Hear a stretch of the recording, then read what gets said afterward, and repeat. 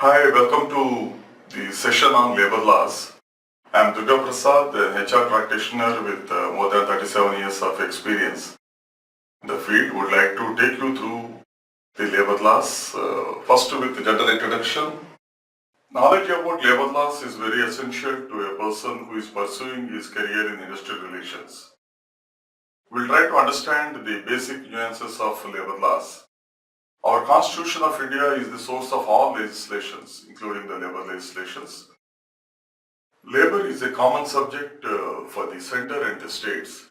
Article 246(4) of the Constitution of India empowers the union and the states jointly to legislate on issues relating to trade union, industrial and labor disputes, social security and social insurance. Matters relating to labor are covered under List 3, concurrent list of the 7th schedule to the Constitution of India. Concurrent list means there is both states as well as the center can legislate in the matters related to labor pertaining to their respective states, and where they want to make the states issues and concerns, taking into consideration those matters, they can legislate in an appropriate manner. The matters related to labor laws are covered in List 3, concurrent list of the 7th schedule to the Constitution of India, according to which both the states as well as the center can legislate on the matters related to labor issues. The entries relevant to labor laws in the Constitution are contained in entry number 22, which refers to trade unions, industrial and labor disputes. Entry number 23 refers to social security and social insurance laws. Entry number 24 refers to welfare of labor, including conditions of work, provident funds, employer's liability, workmen compensation, and old age pensions and maternity benefits. Entry number 36 relates to factories.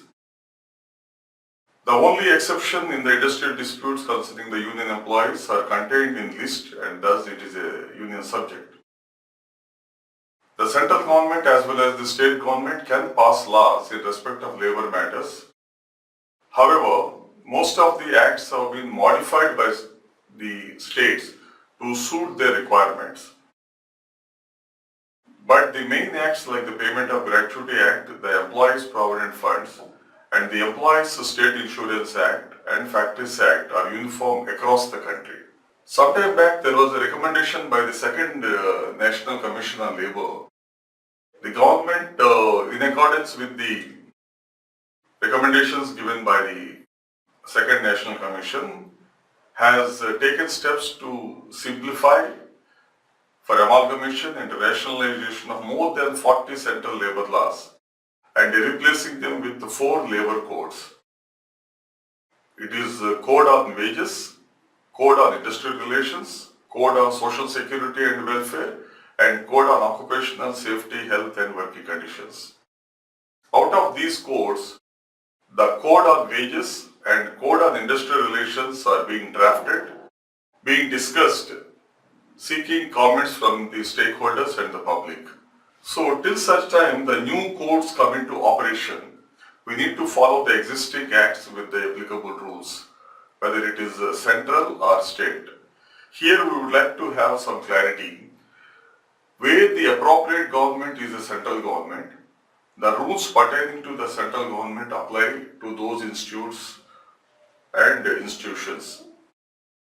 The public sector undertakings are institutions like banks, railways, institutions like mines, to which central rules and regulations are applicable. Whereas in other states, the particular rules drafted by the state governments are applicable to those particular states.